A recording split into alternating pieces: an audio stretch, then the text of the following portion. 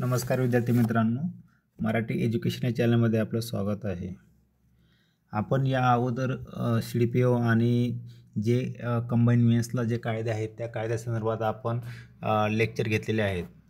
तर आपले दोन कायदे झालेत, नागरिक हक्क संरक्षण अधिनियम 1955 आणि दुसरा म्हणजे RTI ॲक्ट म्हणजे माहिती अधिकार कायदा 2005. हे दोनवर आपण डिटेल लेक्चर घेतलेले आहेत. ज्यांनी हे व्हिडिओ बघितले नसेल त्यांनी या व्हिडिओच्या खाली त्यांची लिंक दिलेली आहे, त्या लिंकवर जाऊन त्यांनी व्हिडिओ बघा. आणि दुसरी महत्त्वाची गोष्ट म्हणजे ह्याच व्हिडिओच्या खाली एक आपलं टेलिग्राम लिंक आहे जो CDPOसाठी आहे आणि कंबाईनसाठी पण महत्त्वाचा आहे. तर त्यावर जाऊन तुम्ही तो चॅनल जॉईन करा.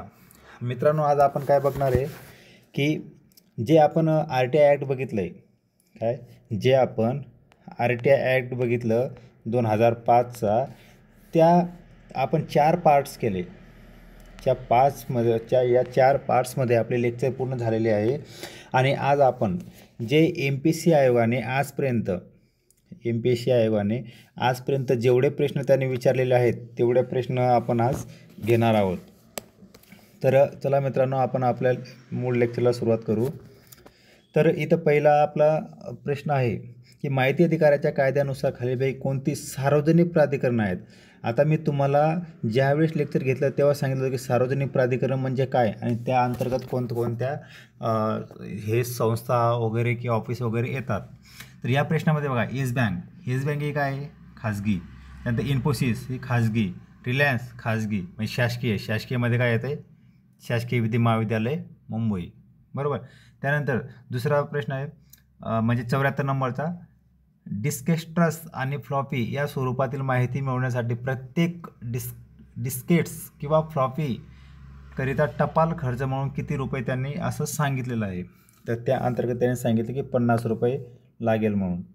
त्याच्या खाली 75 नंबर आहे, अपील प्राधिकरणाच्या निर्णयामुळे व्यतीत झालेला एखादा व्यक्तीस राज्य माहिती आयोगाकडे, कोणाकडे? राज्य माहिती आयोगाकडे ते सांगितलं आहे त्यांनी. जो समजा आपण पहिल्यांदा अपील जेव्हा करतो, अपील केल्यानंतर समजा आपल्याला जे बी निर्णय भेटतो त्या निर्णयावर जरी आपला मन समाधान होत नसेल किंवा आपल्याला पाहिजे तशी माहिती मिळत नसेल तर आपण दुसरं अपील हे राज्य माहिती आयोगाकडे करू शकतो. मग त्यांनी इथं सांगितलं की आपण राज्य माहिती आयोगाकडे ज्यावेळेस अपील करतो म्हणजे काय आहे, ते आहे दुसरं अपील. तर दुसरं अपील किती दिवसाच्या आत करायला पाहिजे असं त्याने विचारलेलं आहे. तर हे आहे 90 दिवसाच्या आत करायला पाहिजे. आणि त्याच्यामध्ये तुम्हाला एक महत्त्वाची गोष्ट म्हणजे जो अपील करतो आपण, अपील हे कलम किती 19 नुसार, कलम 19 नुसार आपण अपील करतो. पहिला अपील आहे तो पहिला अपील आपल्याला निर्णय मिळाल्यापासून 30 दिवसाच्या आत करतो आणि दुसरे अपील जे आहे ते 90 दिवसाच्या आत करतो. म्हणजेच अपील संदर्भात कलम लक्षात ठेवा की कलम 19, पहिला अपील 30 दिवसाच्या आत आणि दुसरे अपील हे 90 दिवसाच्या आत. आणि दुसरे अपील आपण कोणाकडे करतो? राज्य माहिती आयोग किंवा केंद्र माहिती आयोगाकडे करतो. आणि सगळ्यात महत्त्वाची बाब म्हणजे जे राज्य माहिती आयोग जे निर्णय देत आहे ते निर्णय आपल्यावर काय असतंय? बंधनकारक असतंय. म्हणजे याच्यानंतर आपल्याला कोणाकडेही अपील करता येत नाही. राज्य माहिती आयोगाचा निर्णय किंवा केंद्र माहिती आयोगाचा निर्णय हा काय असतो? बंधनकारक असतो. हा सगळ्यात महत्त्वाचा पॉईंट आहे. त्याच्यानंतर ह्या अपीलमध्ये तुम्ही पहिला अपील, दुसरा अपील, कलम आणि बंधनकारक आहे हे तुम्ही लक्षात ठेवणं गरजेचं आहे. त्यानंतर 76 नंबरला आहे, माहितीच्या व्याख्येमध्ये खालीलपैकी कशाचा अंतर्भाव होत नाही. मग कोणाचा होणार नाही असं सांगितलं आहे त्यांनी. मग अधिकाऱ्यांच्या वैयक्तिक डायऱ्या, अभिप्राय, ईमेल, सूचना. आता वैयक्तिक या गोष्टी कशाला येतील? जे सार्वजनिक आहेत त्याच गोष्टी तर आपण समाविष्ट करू शकतो ना. वैयक्तिक तर येणार नाही. एखादा अधिकारी असेल त्याच्या घरची जर डायरी असेल, त्याच्या समजा नवरा बायको आहे आणि त्यांच्यामधले जे काही संभाषण असेल त्याची जी डायरी असेल ती पब्लिक करता येईल का? सार्वजनिक करता येईल का? नाही. मग हे येणार नाही. म्हणजे लॉजिक लावलं तरी आपल्याला सुटतं आहे. मग ईमेल, सूचना, अभिप्राय, मग ह्याच्यामध्ये खूप सारे आहेत. त्यामध्ये दस्तऐवज, अभिलेख, प्रसिद्धीपत्रके, परिपत्रके, आदेश, अहवाल, रोजवह्या, संविदा, कागदपत्रे, नमुने आणि इलेक्ट्रॉनिक्स जे साधनं आहेत त्या संदर्भात या सगळ्यांच्या यात समावेश होतो. त्याच्यानंतर 77 नंबरला आहे माहिती अधिकाराच्या खालीपैकी कोणत्या कायद्यावर अभिप्राय, म्हणजे असे कोणते कायदे आहेत की त्यांच्यावर अविभावी परिणाम असेल, म्हणजे ते काय झालेले, ते कायदे हे रद्द झालेले आहेत. मग असे कोणते कोणते कायदे आहेत की त्यांच्यावर अविभावी परिणाम असेल. मग शासकीय गुपित कायदा 1923चा आपण बघितलेलं, जे लेक्चर घेत असताना आपण हे सगळं डिटेलमध्ये बघितले. त्यावेळी अंमलात असलेले कोणतेही कायदा अन्य कायद्याच्या आधारे अंमलात असलेले अन्य संलेख, म्हणजे काय, वरील सर्व. 4 नंबरचा आपला ऑप्शन असेल. नंतर 78 नंबरचा प्रश्न आहे राज्य मुख्य माहिती आयुक्तांच्या पदावधी विचारले त्यांनी. काय पदावधी? आता पदावधी जर आपण सांगितले तर पदावधी आहे कलम किती 13मध्ये, म्हणजे 12नुसार त्यांची नियुक्ती होते. काय 12नुसार त्यांची नियुक्ती होते आणि 13नुसार काय आहे त्यांचं पदावधी आहे.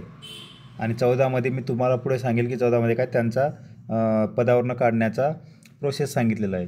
तर इथं त्यांनी विचारलं की पदावधी कशी असेल, तर पदावधी असेल 5 वर्ष ते 65. आपण लेक्चर बघताना हे डिटेलमध्ये बघितलेलं आहे. नंतर केंद्रीय जनमाहिती अधिकाऱ्याने कोणत्या वाजवी कारणाशिवाय माहिती मिळवण्याबाबत अर्ज स्वीकारण्यास एखाद्या व्यक्तीला नकार जर दिला तर त्याला किती रुपये दंड आहे. म्हणजे समजा आपण किती कलम 6नुसार काय करतो, आपण अर्ज करतो, पण जर आपल्याला या अर्जानुसार जर माहिती देण्यास जर एखादा जनमाहिती अधिकारीने नकार दिला आहे, त्याने आपल्याला माहिती नाही दिली किंवा टाळाटाळ केली किंवा चुकीची माहिती दिली, अशा प्रकारे जर काही होत असेल तर त्याला काय आहे दंड कोणाला आहे, जो जनमाहिती अधिकारी असेल त्याला काय आहे दंड म्हणजेच काय शास्ती. आणि आपण हे बघितलेलं कलम कितीमध्ये बघितलेलं होतं मित्रांनो, तर कलम 20मध्ये बघितलेलं होतं आपण. काय कलम 20मध्ये आपण बघितलं होतं की शास्ती. मग शास्ती किती आहे, कमीत कमी किती रुपये तर जास्तीत जास्त किती रुपये हे पण मी तुम्हाला सांगितलेलं होतं. ह्याच्यामध्ये बघा कमीत कमी 250 रुपये ते जास्तीत जास्त 25,000 रुपये, म्हणजे एवढा कालावधीमध्ये कमीत कमी प्रत्येक दिवसाला एका दिवसाला 250 रुपये म्हणजे कमीत कमी झाले. तर जास्तीत जास्त 25,000 रुपयापर्यंत त्यांना काय शास्ती म्हणजेच काय शिक्षा होऊ शकते किंवा दंड बसू शकतो. बरोबर. कोणाला, जे माहिती देण्यास टाळाटाळ करत असतील किंवा चुकीची माहिती देत असतील त्या माहिती अधिकाऱ्याला. खालीपैकी कोणती संज्ञा माहितीच्या अधिकार कायद्यातून अल्पपणे संबंधित आहे. मग काय सांगितलं की संज्ञा म्हणजेच काय व्याख्यामध्ये दिले की संबंधित आहे. मग संबंधित आहे तर याच्यामध्ये काय जनमाहिती अधिकारी आहे, माहिती व नभोवाणी मंत्री नाही, मुख्य कार्यकारी अधिकारी नाही. म्हणजे एक जर सापडलं तर हे 3 ऑप्शन चेक करायची गरज नाही, म्हणजे आपला टाईम वाचतो. 81 नंबरमध्ये काय सांगितलं मित्रांनो, माहिती अधिकार कायद्याखाली माहिती मिळवण्यासाठी सर्वसाधारण परिस्थितीत काय सर्वसाधारण परिस्थिती सांगितली आहे त्यांनी. आलेल्या अर्जाचा निपटारा अर्ज मिळाल्यापासून किती दिवसाच्या आत करायला पाहिजे. बरोबर. तर किती दिवसाला मी आता तुम्हाला मागे सांगितले की 30 दिवसाच्या आत, काय 30 दिवसाच्या आत तो माहितीचा जो निपटारा करायला पाहिजे, म्हणजे माहिती द्यायला पाहिजे. ते लक्षात ठेवा 30 दिवस. त्याच्यानंतर पुढचा प्रश्न आहे 82 नंबरचा, माहितीच्या अधिकाराखाली एखाद्या सार्वजनिक प्राधिकरणाकडे करण्यात आलेला अर्ज. बरोबर. अन्य सार्वजनिक प्राधिकरणाकडे, हा अन्य शब्द खूप महत्त्वाचा आहे. त्याने काय केले, समजा उदाहरणार्थ मला महसूल डिपार्टमेंटची माहिती पाहिजे आहे आणि मी काय करतोय एक दुसऱ्या डिपार्टमेंटकडे अर्ज करतोय कलम 6नुसार, तर ते दुसरा डिपार्टमेंट अर्ज घेईल पण तो अर्ज कुठे महसूल विभागाला हस्तांतरित करतील आणि किती 5 दिवसाच्या आत असं पण त्यांनी सांगितलेलं आहे. मग आपल्याला हाच प्रश्न विचारला की किती दिवसाच्या आत ते विलंब न करता हस्तांतरण करतील, म्हणजेच काय 5 दिवसाच्या आत ते हस्तांतरण करतील. म्हणजे समजलं का, कोणाकडे जर आपल्याला ए नावाची व्यक्तीकडे माहिती, ए नावाची संस्थेकडे माहिती पाहिजे पण आपण बीकडे अर्ज करतोय तर बी हा 5 दिवसाच्या आत एकडे तो अर्ज हस्तांतर करतील. नंतर 83 नंबरला त्याने विचारलं आहे की अयोग्य विचारलेलं आहे. बरोबर.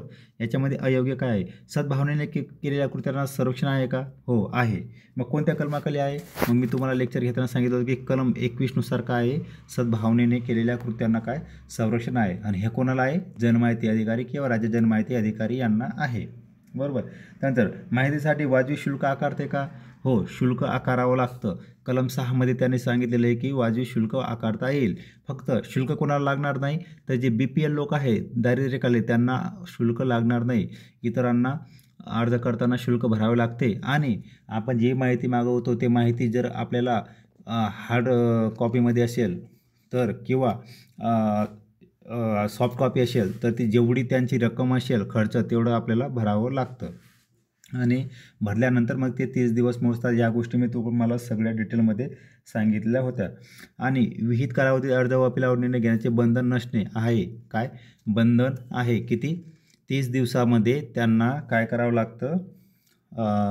निर्णय घ्यावा लागतो. म्हणजे हा काय आहे? चुकीचा आहे. बरोबर. मग जर समजा आपण अर्ज केला आहे तर 30 दिवसाच्या आत आपल्याला त्याने निर्णय द्यायला पाहिजे. पण दुसरी एक कंडिशन आहे की जर जीवित काय समजा जर जीवित आणि स्वातंत्र्य या संदर्भात जर माहिती असेल ना तर ती माहिती 48 तासाच्या आत आपल्याला द्यायला पाहिजे. म्हणजे सर्वसाधारण असेल तर किती? 30 दिवस आणि जीवित व स्वातंत्र्य संबंधी असेल तर किती? 48 तासाच्या आत आपल्याला माहिती मिळाली पाहिजे. पुढचा प्रश्न 84 नंबरचा. माहितीचा अधिकार कायद्याखाली माहिती मिळवण्यासाठी अर्जदार खालील भाषांमध्ये म्हणजे कोणत्या भाषेमध्ये करू शकतो? तर त्या भाषेचं त्याने सांगितलं आहे. ज्या प्रदेशामध्ये अर्ज केला जात आहे अशा प्रदेश भाषा म्हणजे हे बरोबर येणार आहे. कुठली भाषा येणार नाही. मग ऑप्शन काय आहे आपल्याकडे? ब, क, ड. हिंदी, इंग्रजी. पण त्याने काय सांगितलेले की राज्य. आता हा प्रश्न जरा संदिग्ध आहे का की त्याने केंद्र किंवा राज्य विचारलेलं नाही. बरोबर. जर त्याने समजा केंद्र जर विचारलंच केंद्राकडे जर विचारले तर या 3 भाषामध्ये आपल्याला देता येईल आणि राज्यासंदर्भात जर विचारले तर आपल्याला फक्त काय देता येईल? ड हा उत्तर देता येईल. त्याच्यानंतर माहिती अधिकार अधिनियम 2005 नुसार खालीलपैकी कोणते अधिकार राज्य माहिती आयोगाला विहित नसतात? कोणाला नाही? राज्य माहिती आयोगाला काही नसतात सांगितलंय. नसतात. मग ते कोणतं असं आहे की व्यक्ती समन्वय काढणे, उपस्थित राहण्यास भाग पाडणे. ते समन्स काढू शकतात आणि ते उपस्थित राहण्यासुद्धा भाग पाडू शकतात. कोण? राज्य माहिती आयोग. शपथपत्रावर पुरावा घेतात का? हो घेतात. आरोपीस अटक करतात का? नाही. कारण की त्यांना फौजदारी हे अधिकार त्यांना नाही. त्यांना कोणता अधिकार आहे? फक्त दिवाणी अधिकार आहे. कोणते? दिवाणी अधिकार आहे. फौजदारी नाही. म्हणजे फौजदारी नाही तर मग ते त्यांना अटक करता येणार नाही. म्हणजे राज्य माहिती आयोग काय अटक करू शकत नाही. मग बाकीच्या गोष्टी आहेत. समन्स काढू शकते, उपस्थित राहणे भाग पाडू शकते, शपथपत्राचा पुरावा घेणे, अजून 2-3 गोष्टी आहेत. त्या सगळ्या गोष्टी ते करू शकतात पण अटक करू शकत नाही. 86 नंबर. खाजगी आयुष्य हा भारतीय राज्यघटनेच्या अनुच्छेद 21 मधील मूलभूत अधिकारांचा एक भाग आहे. म्हणजे आपण जर आपल्या पॉलिटीच्या विषयामध्ये बघितले तर पॉलिटीच्या विषयामध्ये त्याने दिलेले आहे की कलम 21 मध्ये काय आपलं खाजगी आयुष्यासाठी आहे. बरोबर. त्यानंतर खाजगी माहिती देणे माहिती अधिकार अधिनियम 2005च्या कलम 8ला काय आहे? प्रतिबंधित आहे. म्हणजे अपवाद. आपण कलम 8 बघितलेलं की यामध्ये काय आहे? अपवाद. म्हणजे माहिती देण्यास कोणती माहिती देऊ शकत नाही. ते माहिती अपवादासंदर्भात आहे. म्हणजे हा ऑप्शन पण बरोबर आहे. म्हणजेच काय आपलं 3 अ व ब दोन्ही बरोबर. त्याच्यानंतर माहिती देण्यापासून अपवाद माहितीचा अधिकार अधिनियमाच्या पुढील कलमात दिलेला आहे. अपवाद. आता आपण वरती बघितलं अपवाद कलम 8 मध्ये काय आहे? अपवाद. अपवादमध्ये काय? म्हणजे त्यांना माहिती देणार नाही. आणि याच्यामध्ये काय आहे? याच्यामध्ये पण माहिती देऊ शकत नाही. पण ते हे कलम 9 आहे कॉपीराईट. काय?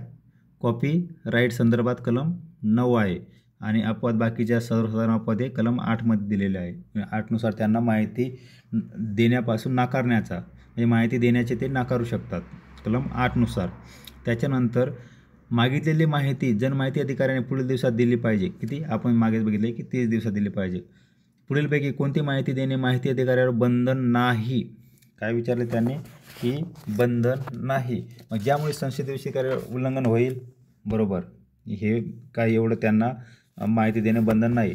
विदेशी शासनाकडून मिळालेली गोपनीय माहिती ते नाकारू शकतात. गुन्हे तपास संदर्भातील माहिती नाकारू शकतात. म्हणजे काय? वरीलपैकी सर्व 4 ऑप्शन. 90 नंबर. माहितीचा अधिकार कायदा 2005च्या तरतुदीनुसार दुसरी अपील इथं सांगितलं त्यांनी. किती दिवसात? आपण मागे हा प्रश्न बघितला की 90 दिवसाच्या आत काय दुसरं अपील त्यांना करता येतो. माहिती अधिकार कायदा 2005 अन्वये विहितचा त्यांनी अर्थ विचारले. विहितचा अर्थ त्यांनी विचारले पण आपण ज्यावेळेस लेक्चरमध्ये बघितलं त्यावेळेस सांगितलं मग विहितमध्ये ज्याचा समावेश होतो समुचित शासन आणि सक्षम प्राधिकारी या दोघांचा समावेश होतो. प्रशासकीय लवाद तर येत नाही किंवा उच्च न्यायालय यामध्ये येणार नाही, म्हणजेच कोणाचा समावेश होईल अ आणि ब. त्याच्यानंतर माहितीचा अधिकार अधिनियम या उद्देशाने पारित केला आहे, म्हणजे त्यांनी इथं उद्देश विचारलेले आहे आणि उद्देश मी तुम्हाला सांगितलेलं होतं, जरी PDF मध्ये ते नव्हतं तरी मी तुम्हाला तोंडी सांगितलं होतं की कोणत्या कोणत्या उद्देशान्वये माहितीचा अधिकार अधिनियम पारित केलेला आहे. तर या ठिकाणी बघू आपण, सार्वजनिक प्राधिकरणामध्ये पारदर्शकता आणणे, बरोबर. नंतर कामाची जबाबदारी आणणे, कोणाला सार्वजनिकपणे कामाची जबाबदारी आणणे, माहिती आयुक्तालयाची स्थापना करणे, त्यानंतर काय भ्रष्टाचार कमी करणे, भ्रष्टाचार कमी करणे आणि लोकांना उत्तर देण्यास शासन हे काय उत्तरदायित्व असेल, ह्या सगळ्या गोष्टी काय उद्देशमध्ये होत्या, म्हणजे इथं ऑप्शन 4. त्याच्यानंतर 93मध्ये त्याने विचारलेलं आहे की खालीलपैकी केव्हा मुख्य माहिती आयुक्त किंवा माहिती आयुक्त यांना पदावरून दूर करू शकते. मग मी तुम्हाला लेक्चरमध्ये सांगितलं की पदावरून दूर करू शकते. मग पदावरून दूर करताना आपण बघितलं होतं, जर समजा केंद्र माहिती आयोग असेल तर त्याला कलम 14नुसार कलम 14मध्ये दिले त्यांनी की पदावरून दूर करू शकते. जर राज्य माहिती आयोगासंदर्भात जर असेल, बरोबर, राज्य माहिती आयोग जर असेल तर त्यांना हे कलम 17नुसार त्यांना पदावरून दूर करता येते, म्हणजे कलम 14 आणि कलम 17 तुम्ही लक्षात ठेवा. मग त्याने ते प्रोसेस पण सांगितलेली आहे की कशा प्रकारचे आपल्याला करता येते म्हणून. पण त्याने काय सांगितलं, पहिला ऑप्शन पंतप्रधान यांनी राष्ट्रपती याच्याकडे शिफारस, म्हणजे पंतप्रधान नाही, इथं पंतप्रधान येणार नाही, राष्ट्रपतींच्या आदेशावरून सर्वोच्च न्यायालयाने निर्देश केला, बरोबर, की यांची तपासणी करण्यासाठी राष्ट्रपती काय करते, सर्वोच्च न्यायालयाला सांगते की यांच्यावर असा असा आरोप आहे, तुम्ही या संदर्भात चौकशी करा. आणि जर चौकशी केल्यानंतर जर समजा सिद्ध होत असेल की यांच्यावर खरंच आरोप आहे, ते सत्य आहे, मग सर्वोच्च न्यायालय राष्ट्रपतीला सांगते की तुम्ही मग यांना पदावरून काढू शकतात, असं निर्देश करते आणि मग राष्ट्रपती त्यांना पदावरून काढते. शाबी झालेल्या गैरवर्तनाच्या आणि असमर्थनाच्या, मी लेक्चरमध्ये तुम्हाला हे दोन्ही शब्द महत्त्वाचे सांगितलेले होते, म्हणजे हे बरोबर होते. मग ऑप्शन आपला ब क कुठं आहे, ब आणि क, कारण की कसं नाही तर ड येणारच नाही, हे उच्च न्यायालयात येतच नाही. त्याच्यानंतर माहितीचा अधिकार हा टिंबटिंब आहे. मग माहितीचा अधिकार हा घटनात्मक आहे का, नाही. समजा जर घटनेमध्ये याचा समावेश राहिला असता तर तो घटनात्मक राहिला असता, बरोबर. पण आपण काय केलेलं आहे की कायदा बनवलेला आहे, बरोबर. मग कायदा बनवल्यानंतर कशाने कायदा बनवले आणि या कायद्याने आपण हा अधिकार दिलेला आहे, म्हणजे ते काय वैधानिक अधिकार आहेत, घटनात्मक नाही, म्हणजे घटनेमध्ये याचा समावेश न होता. त्याच्या 95मध्ये माहिती अधिकार कायदा 2005च्या कोणत्या तरतुदीनुसार नागरिकांना माहितीचा अधिकार. मग आपण बघितलेलं आहे, मी तुम्हाला कलम पण खूप महत्त्वाचा कलम सांगितलं होतं की कलम 3नुसार आपल्याला अधिकार आहे की सर्व नागरिकांना अधिकार आहे माहिती मिळवण्याचा, आणि माहिती अर्ज करण्याचा आपल्याला कलम 6नुसार आपण अर्ज करू शकतो. म्हणजे आपल्याला अधिकार आहे माहिती मिळवण्याचा कलम 3नुसार, पण आपण विनंती अर्ज करू शकतो कलम 6नुसार. मित्रांनो, हे कलम लक्षात ठेवा, CDPOला डायरेक्ट कलमवर विचारतात. जसं मागच्या वेळेस बी आपलं पॉलिटीच्या कलम विचारलेलं 15 प्रश्न, जो 15 नंबरचा आपला कलम आहे भेदभाव संदर्भात, त्या कलम 15वर प्रश्न विचारलेला होता 2018-19मध्ये. त्याच्यामुळे हे या कायद्यातसुद्धा कलम महत्त्वाचे खूप आहेत. त्याच्यानंतर माहितीचा अधिकार अधिनियम 2005 अन्वये कलम टिंबटिंब खाली या अधिनियमात काहीही अंतर्भूत असले तरी कोणत्या नागरिकाला प्रकट माहिती पुरवण्याचं बंधन आहे. म्हणजे काय अपवाद विचारले त्याने, काय अपवाद आपण काय 8मध्ये बघतो, इथं कोणी कुठंच नाही, एका ठिकाणी 8.1मध्ये आपण ते सांगू शकतो. त्याच्यानंतर 20 वर्षापूर्वी घडलेल्या घटनेची माहिती देताना जर 20 वर्षाच्या उक्त कालावधी जनगणना संगणन ज्यापासून करायचे आणि त्या तारखेसंदर्भात कोणताही प्रश्न उद्भवला असेल तर अंतिम निर्णय कोणाचा असो, असं त्याने सांगितलं आहे. म्हणजे आपल्याला काय आहे, माहितीचा अधिकार मिळवताना आपल्याला आज ते मागील 20 वर्षापर्यंतची आपण माहिती मागू शकतो, पण 20 वर्षापलीकडील जरी आपल्याला जर माहिती जर मागवायची असेल तर त्यासाठी काय असतो, जे आयोग असतोय, कोणता आयोग असतो, केंद्र की राज्य, तो आयोगाचा निर्णय हा अंतिम असतो. मग तोच प्रश्न विचारला आपल्याला की कोणाला तो निर्णय हा अंतिम असेल, म्हणजे काय केंद्र सरकार. म्हणजे केंद्र सरकारने जर ठरवले, प्रॉब्लेम काय आहे की केंद्र सरकारने जरी ठरवलं आहे की समजा आपण माहिती द्यायची किंवा नाही द्यायची, किती 20 वर्षाच्या अगोदरची, पण ते सगळं स्वाधिकार केंद्र सरकारला आहे. इथं ना माहिती आयुक्त किंवा राज्य माहिती आयुक्त यांना कोणाचा समावेश नाही, केंद्र सरकारचा आहे. आणि ते 20 वर्ष अगोदरची सुद्धा माहिती देऊ शकतात. पण हे सर्वस्व अधिकार केंद्र सरकारला आहे आणि हा स्टार पॉईंटमध्ये हा प्रश्न आहे, कारण की आपल्याला असं वाटतं इथं की केंद्र माहिती आयोग असेल, पण केंद्रीय माहिती आयुक्त इथं नाही, तर काय आहे, केंद्र सरकारचा समावेश आहे.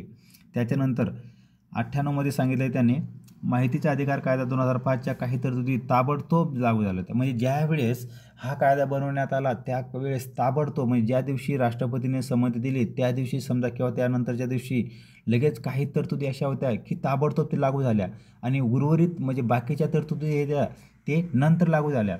मग त्याने असं सांगितलं आहे की उर्वरित तरतुदी कधी लागू झाल्या, कितव्या दिवशी. मग आपण सांगितलेलं होतं की 120व्या दिवशी त्या बाकीच्या तरतुदी. मग सगळ्यात महत्त्वाचा पॉईंट आहे की ताबडतोब लागू जाणाऱ्या तरतुदी कोणत्या, काय ताबडतोब लागू राहणाऱ्या तरतुदी कोणत्या. मग याच्यामध्ये सांगितलं होतं तुम्हाला मी 15 जून, काय 15 जून 2005ला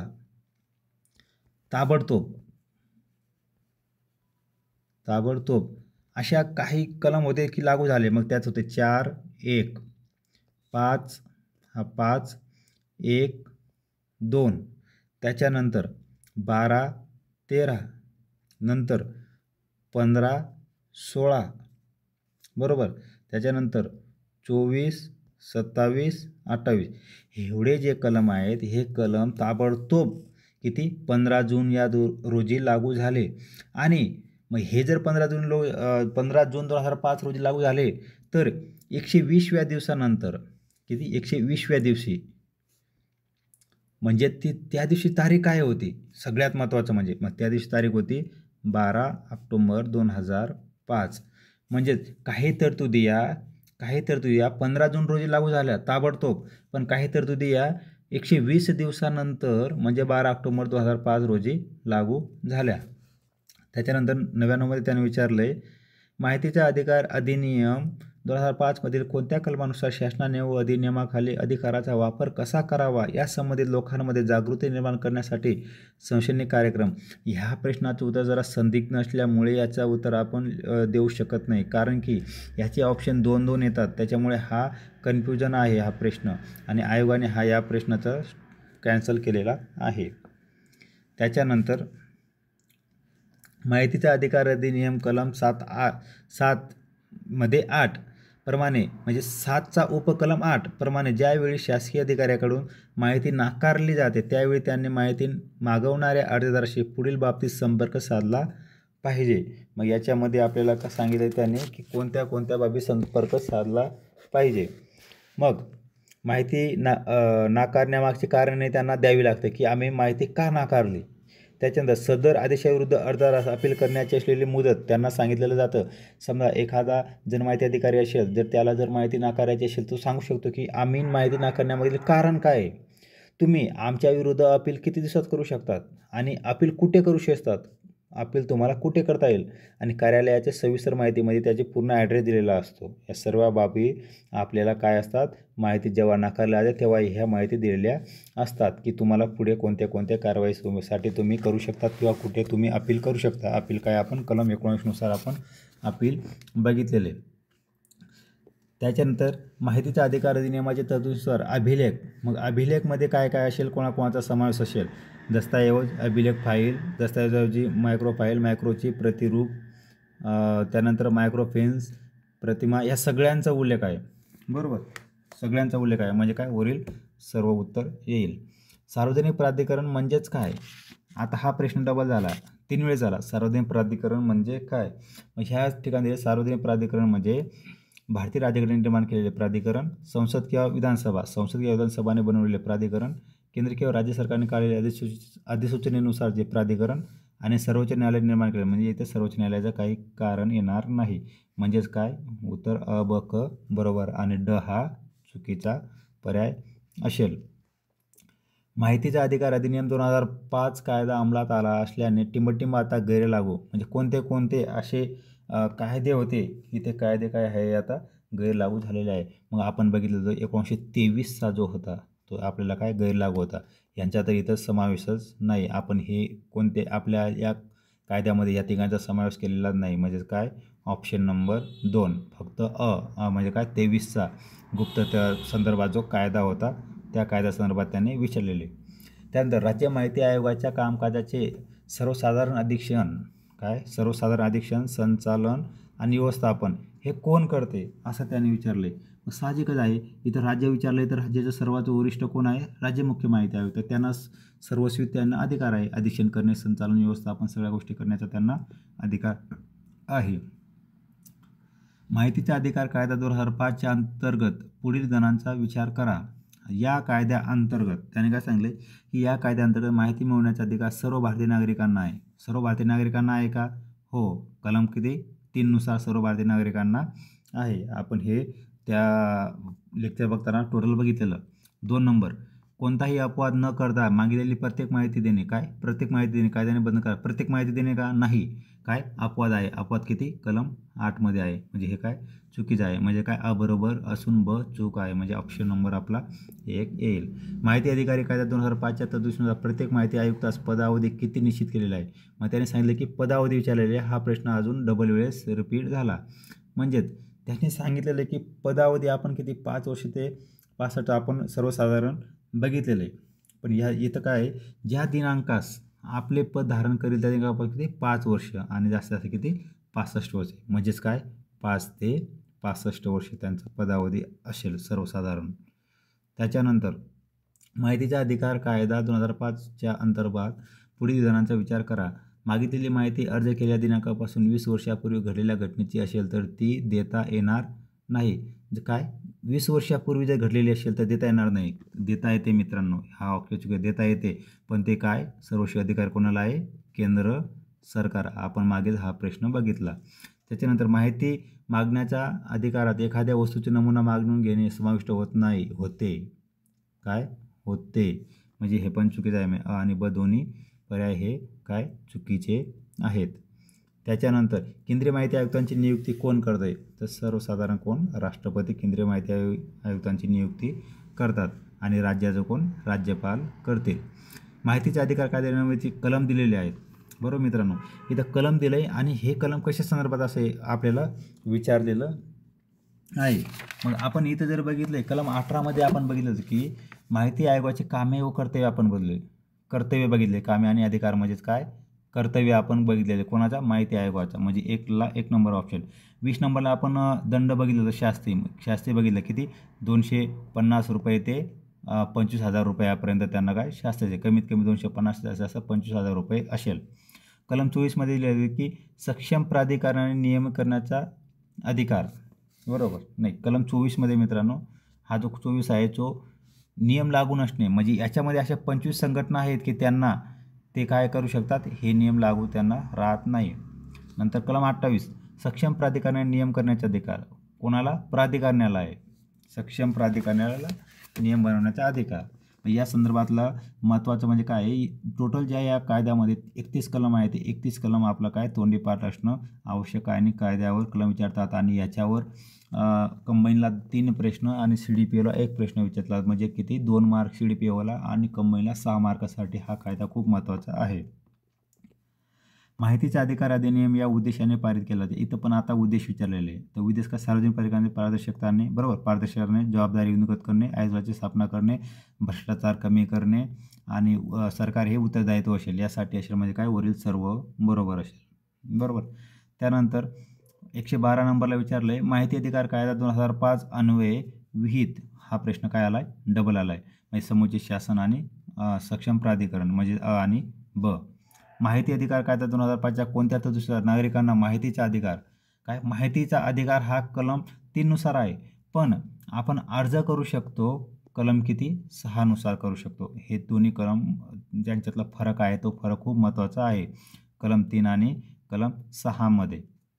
त्याच्यानंतर खालीलपैकी केव्हा मुख्य माहिती आयुक्तास किंवा माहिती आयुक्तांना त्यांच्या पदावरून दूर करण्यात येईल? कोणत्या वेळेस त्यांना पदावरून दूर करण्यात येईल? आता मी तुम्हाला सांगितलं की केंद्राचा जो असेल तो केंद्राला किती कलम 14 नुसार आणि राज्याच्या माहिती आयुक्ताला किती 17 नुसार त्यांना काय पदावरून दूर करता येते. पण त्यांनी काय सांगितलेलं आहे की कारण विचारलेले आहे की कोणत्या कारणानुसार का आपण त्यांना पदावरून दूर करू शकतो. मग पंतप्रधान हा प्रश्न रिपीट झाला आहे. बरोबर. राष्ट्रपतीच्या आदेशाने सर्वोच्च न्यायालयाने निर्देश केला तर. बरोबर. शबी झाले गैरवर्तणूक आणि असमर्था. बरोबर. हे पहिलं चुकीचं. उच्च न्यायालय तर येणारच नाही. म्हणजे ब आणि क कुठं आहे? ब आणि क म्हणजेच काय? ऑप्शन नंबर 4 हा प्रश्नसुद्धा रिपीट झाला आहे. पण हे कलम लक्षात ठेवा, कलम 14 आणि कलम 17 नुसार माहितीचा अधिकार हा टिंबटिंब आहे. बरोबर, माहितीचा अधिकार आहे. डबल वेळेस प्रश्न आला आहे की वैधानिक आहे. माहिती अधिकाऱ्यांच्या कायद्याअंतर्गत सक्षम अधिकारी निवडून योग्य जोड लावा. म्हणजे ह्या कायद्यामध्ये सक्षम प्राधिकाऱ्यांनी असं कोणाकोणाला म्हटलेलं आहे त्या संदर्भात त्याने जोड लावायचे विचारलं आहे. काय? सक्षम प्राधिकारी. मग सर्वोच्च न्यायालयाला कोण असतो? भारताचे मुख्य न्यायमूर्ती. लोकसभेला कोण असतो? सभापती. बरोबर, लोकसभेला सभापती. राज्य विधानसभेला अध्यक्ष आणि उच्च न्यायालयाचे न्यायमूर्ती. याप्रमाणे आपलं असेल आणि याप्रमाणे उत्तर असेल आपलं किती? 3-4 म्हणजेच ऑप्शन नंबर 3. तर 3 आपलं एकच आहे. आपल्याला एक जरी माहिती असलं तरी आपल्याला याच्यावरनं उत्तर काढता आलं असतं. त्यानंतर 117 नंबरमध्ये दिलं त्यांनी, जर भारतामध्ये माहिती अधिकाराचा इतिहास लक्षात घेता तर असे आढळते. म्हणजे भारताच्या इतिहासामध्ये माहितीचा अधिकार कायद्यामध्ये जर विचार घेतला तर सगळ्यात जास्त चांगलं काम आणि नेतृत्व कोणी केले असे विचारलेले आणि ते त्याने राजस्थान येथून कामाला सुरुवात केली होती. तर हे आहे अरुणा रॉय. सगळ्यात महत्त्वाचं नाव आहे. हे नाव आपल्याला कोण? रॉय, अरुणा रॉय याने काय केलं होतं? राजस्थानमधून माहिती अधिकार कायद्यासाठी त्यांनी काय केलं होतं? चळवळ चालू केली होती. त्यांच्या नेतृत्वाखाली तिथं चळवळ चालू झालेली होती. कुठे? राजस्थानमध्ये. एक तर ते राज्य विचारू शकतात किंवा हे नाव विचारू शकतात, अरुणा रॉय. उलट प्रश्न तयार होऊ शकतो. त्याच्यानंतर माहितीचा अधिकार अधिनियम 2005 मधील कोणते प्रकरण राज्य माहिती आयोगाशी संबंधित आहे? आता कलम जर आपण बघितले की 12, 13, 14 हे केंद्र संदर्भात आहे, पण 15, 16 आणि 17 हे राज्य माहिती आयोगा संदर्भात आहे. पण आपल्याला त्याने काय विचारले की प्रकरण विचारले आणि हे प्रकरण किती? 4 मध्ये आपल्याला दिलेले आहे. माहितीचा अधिकार अधिनियम 2005 अभिलेख म्हणजे काय? ह्या कायद्याखाली त्यांनी अभिलेखचे त्यांनी अर्थ विचारलेला आहे. हा प्रश्नसुद्धा काय झाला आहे? रिपीट झालेला आहे. म्हणजे मित्रांनो, खूप सारे प्रश्न हे रिपीट होतात. त्याच्यामुळे आपण आयोगाच्या प्रश्नांचा अभ्यास करणे खूप महत्त्वाचं आहे. मग या ठिकाणी आपल्याला काय सगळे उत्तर बरोबर येतील. आपण बघताना मागच्या वेळेस पण जे मागे प्रश्न गेला त्यामध्ये पण आपण या सगळ्या गोष्टी बघितलेल्या. म्हणजेच काय? उत्तर 4 नंबर. त्याच्यानंतर माहितीचा अधिकार अधिनियम 2005 मध्ये प्रसारित करणे या शब्दाबद्दल कलम 4च्या स्पष्टीकरणाच्या अनुषंगाने वेगळे ओळखा. कलम त्यांनी 4च्या स्पष्टीकरणामध्ये त्यांनी विचारलेलं आहे. मग याच्यामध्ये काय? शासकीय अधिकारी, सार्वजनिक घोषणा, इंटरनेट, सूचनापत्र. साहजिकच आहे ऑप्शन नंबर 1. माहितीच्या अधिकाराच्या कायद्याअंतर्गत त्रयस्थ पक्षाचा कलम मित्रांनो मी तुम्हाला सांगितलं. काय? कलम 11. कलम 11 मध्ये काय दिले? त्रयस्थ पक्षाची संदर्भात तो कलम आहे. या पुढीलपैकी कोणाचा समावेश होतो असं त्याने विचारले की त्रयस्थ पक्षामध्ये खालीपैकी कोणाचा समावेश होईल असं त्याने विचारलेलं आहे. म्हणजे ह्या ठिकाणी मग आपल्याला उत्तर असं देता येईल की भारताचा नागरिक. बरोबर. त्याच्यानंतर माहिती मिळवण्याची विनंती करणारे नागरिक व्यतिरिक्त. बरोबर, नागरिकाव्यतिरिक्त हा महत्त्वाचा पॉईंट आहे. सार्वजनिक प्राधिकरण आणि पदस्थापित भारतीय. मग त्याच्यामध्ये आपलं उत्तर देईल ब आणि क. परदेशाचे विक्री येणार नाही. म्हणजे जिथं जिथं ड आहे ते कॅन्सल होईल. पुढील बघा सर्वसमाविष्टमध्ये काय? उत्तर 2 ब आणि क योग्य असेल. त्याच्यानंतर माहितीचा अधिकार अधिनियम 2005 मधील कलम त्यांनी 22 विचारलेले. खालीपैकी कोणत्या अधिनियमावर अधिभावी परिणाम झालेला आहे? आणि हा प्रश्न आपल्याला डबल ते 3 वेळेस रिपीट झालेला आहे हा प्रश्न. काय? शासकीय गुपित अधिनियम 1923चा. त्याच्यानंतर माहितीचा अधिकार अधिनियम 2005च्या संदर्भात पुढील जणांचा विचार करा. मग हा कायदा संपूर्ण भारतास लागू आहे. मग मी तुम्हाला सांगितलं होतं, डिफरन्स सांगितलं होतं की नागरी हक्क संरक्षण कायदा 1955 या संदर्भात की कोणाला लागू आहे की कोणाला लागू नाही. बरोबर, संपूर्ण भारतात लागू आहे का? नाही. म्हणजे काय? जम्मू अँड काश्मीरला इथं लागू नव्हतं. म्हणजे हा ऑप्शन चुकीचा असेल. या कायद्यात मागितलेली कोणतीही माहिती कोणालाही मोफत देता येते नाही. फक्त जे BPL असतील ते BPL लोकांना मोफत देता येते. अदरना कलम 6 नुसार काय असते? फी असते का फी आकारू शकतात. म्हणजे अ आणि ब दोन्ही चुकीचे विधाने आहेत. त्याच्यानंतर 24मध्ये दिलं आहे. 124 नंबरचा प्रश्न आहे. माहिती अधिकाराच्या कायद्याअंतर्गत पुढील विधानांचा विचार करा. माहितीचा अधिकार दिले आणि त्यांनी विधान दिलेले आणि त्या विधानासंदर्भात आपल्याला माहिती देण्यास सांगितलेली आहे. माहितीचा अधिकार याचा अर्थ कोणत्याही सार्वजनिक अथवा खाजगी तर येणार नाही, चुकीचं. या अधिनियमाच्या सर्व तरतुदी जो अधिनियमित झाल्यापासून म्हणजे ज्यावेळेस अधिनियम झाला ते सर्व 120 दिवसाच्या म्हणजे अधिनियम लागू झाल्यापासून किंवा अधिनियम पारित झाल्यापासून 120 दिवसाच्या आत किंवा 120व्या दिवशी किती 120व्या दिवशी लागू झाले का नाही.